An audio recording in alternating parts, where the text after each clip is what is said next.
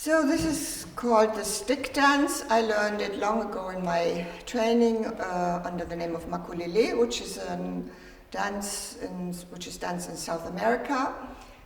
The slaves did it, and in my whole working life I changed it a lot.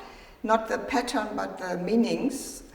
And to do a stick dance is very hard for women. It's not really what they are liking. I mean, the most average woman, maybe not the fighters, but the average woman is afraid if she has sticks in her hand and she has to handle them and do something with them. And so over the years, this dance has changed. We had more the right hand and the right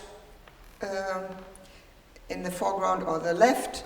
And now that I come to the end of my career in a way,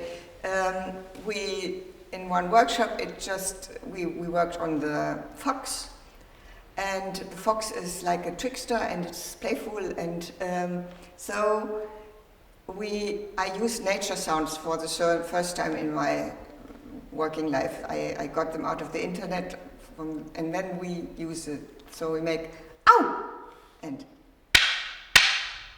ow, and we meet.